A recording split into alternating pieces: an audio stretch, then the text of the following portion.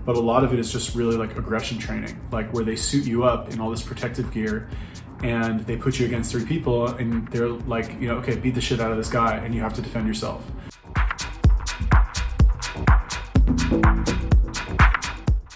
What's up, guys? Before we get into the video, just wanted to let you know that I have a brand new coaching program and I'm looking for 5 motivated individuals who are interested in transforming their bodies and getting their health better than it has ever been. So if you are interested in working with me one-on-one to crush your fitness goals once and for all, click the link in the description, fill out the application form, and if it looks like we're a good fit, we can hop on a strategy call and get you started. Regardless of whether or not you do that, I hope you enjoy the rest of the video. What's up, guys? In this video, I'm going to talk about what I learned in the Israeli army about fitness and kind of what fitness is like in the IDF. Somebody asked me the other day to make more videos about my time in the military, and I thought I would oblige and make one. I don't really talk about it that often, here and there, but 2006 to 2008, I was in the IDF, paratroopers, operations, and it was interesting. But in this video, I'm going to talk about basically our fitness and our training and what that entailed and what I learned, if anything, from it. So here's kind of the idea with the Israeli military, right? It's a conscription army, meaning that you have to go, okay? It's not like the American military, which is volunteer and professional, meaning that you don't have to serve in the military unless you volunteer, and it's professional, meaning that it's a fucking job, and people go for their, to work it like a job, basically.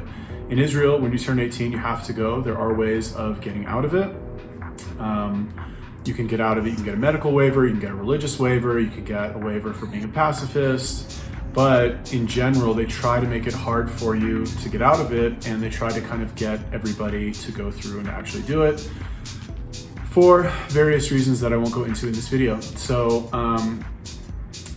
the reason that I bring this up is that they are, the people who are there most of the time don't necessarily want to be there. So it's not like the American military where, because they volunteered to sign up and they volunteered to go and they're paid much better also, they, in the American military, for example, they're allowed to be subjected to a lot more intense physical training. It's the idea is basically, you signed up for this, you wanted to be here, and now we're gonna fucking, break you and make you do what we want you to do.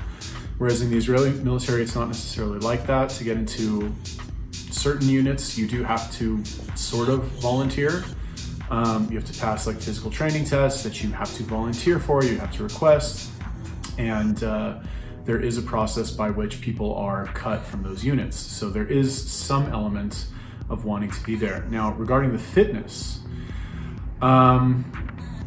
here's the thing, is that most Israelis are physically fit already, right? So like most of them, like soccer is very big in Israel. And when you grow up playing soccer, you are going to be naturally more wiry. You're gonna have better cardio, and you're gonna just be more used to running. Now that combined with the fact that in Israel, there's no obesity problem in Israel. Yeah, you have fat people, fine. But like what people would consider fat in Israel, they would consider like chubby here, or like slightly overweight in the United States. And this was kind of interesting to me because I remember when I joined, there were a few people in our unit who were chubby, and they would get called, "Oh, you're so fat, you fucking fat ass," like the equivalent of that in Hebrew. Excuse me. And the reason I'm bringing this up is because there's not a lot of physical training that goes on in the actual military itself. Obviously, depending on what unit you're in. I was in a fairly decent unit. I was in paratroopers brigade, which is like the most elite, you could say. There's some argument there, but it's the most prestigious, at least, of all of the, again, there's some argument there as well, of the basic infantry units. I did try to get into some of the more elite units, and I passed the physical tests, failed on the interview, but that's another video for another time. That's actually a good video. I should make a video about that. How to get into an elite unit in the Israeli army. Who the fuck would even watch that?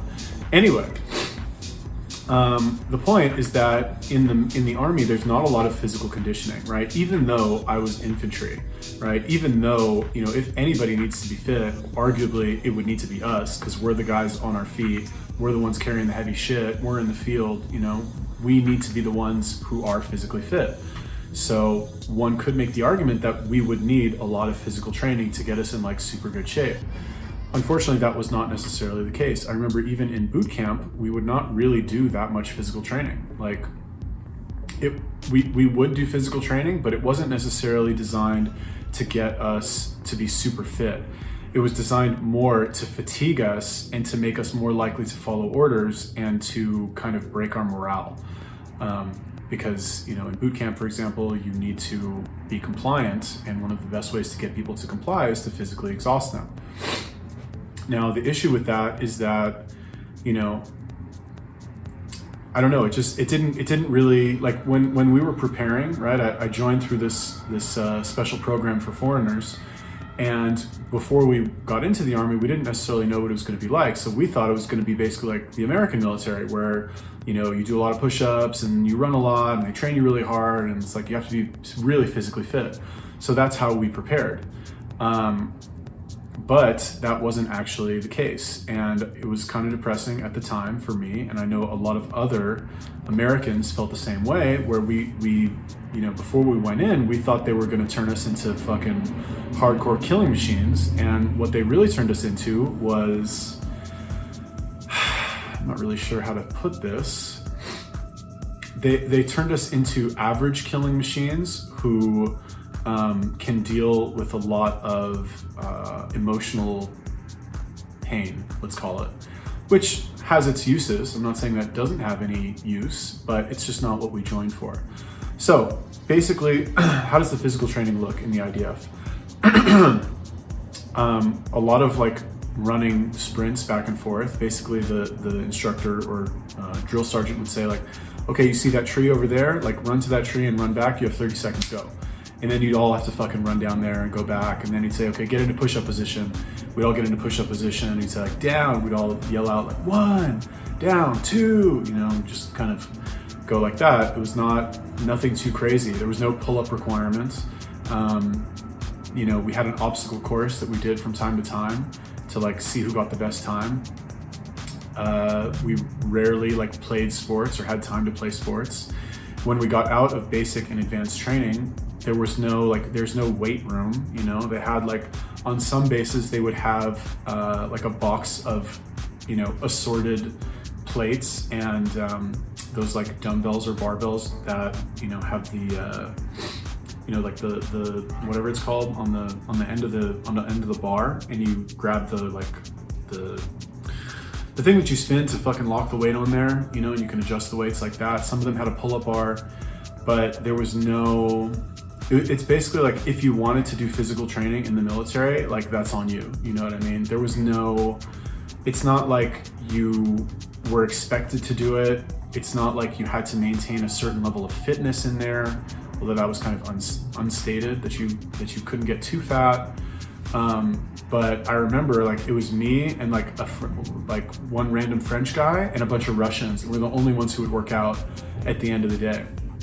And you know, when you're exhausted from a long day of working, doing fucking random shit, you're not going to get the best workout. You're not going to go crank out an hour at the gym and then go do cardio afterwards. It's just not going to happen. So the physical fitness stuff in the military is not really that good. Now, what we would do, occasionally, like our officer or our commander would lead us on a 20, 25-minute run around the base, and then we'd do push-ups and we'd stretch, but that would pretty much be it. There's not a lot of like physical requirements in the actual military itself. So that's kind of the way that it works. I know in some of the special units, the demands are much higher, and they would do a lot more physical training. But even then, the physical training that they would do is just a lot more Krav Maga, which is not, it's just more of what we were doing. It's more running, it's more push-ups, It's more like fighting practice, which is not really, I mean, there is some stuff like how to disarm somebody who has a knife or has a gun. But a lot of it is just really like aggression training, like where they suit you up in all this protective gear and they put you against 3 people and they're like, okay, beat the shit out of this guy and you have to defend yourself, right? That's really like the Krav Maga that they do. Maybe it's a little bit more nuanced than that, but that's essentially what it is. They're not really taking people and training them to be super physically fit like they are in the American military. So I thought it was kind of disappointing. I know a lot of other Americans who I was with also felt like it was disappointing in terms of that. I thought the Army overall was very disappointing. I did get a lot of benefit out of it. Like there was a lot of good stuff that came out of me being in the military. Fitness was not one of it. And becoming a killing machine was also not really one of the things that I don't know. I mean, I know how to shoot guns. Like you can drop me in the fucking forest somewhere and like I'll be all right. But like, I know how to clear a room, whatever, but it's not, it just wasn't what I expected. And there's a lot of other bullshit that we had to go through that I did not really feel like I signed up for. So anyway, that is my opinion on that. Hopefully this will help any of you who are potentially thinking of going into the IDF as foreigners, and was mildly interesting for those of you who just watch everything that I release because you're cool like that. Cool, let me know what you think about that. If you have any other requests for videos about the military or my experience in the military, let me know, leave me a comment. Peace. What's up, guys? Thanks for watching the video. Please remember to like, comment, and subscribe. Any and all comments are appreciated as they do help the algorithm. If you are interested in applying for my brand new coaching program, click the link in the description, fill out the application form, and if it looks like a good fit, I will contact you and we can hop on a strategy call and get you in the best shape of your life ASAP. Thanks for watching the video. See you next time. Peace.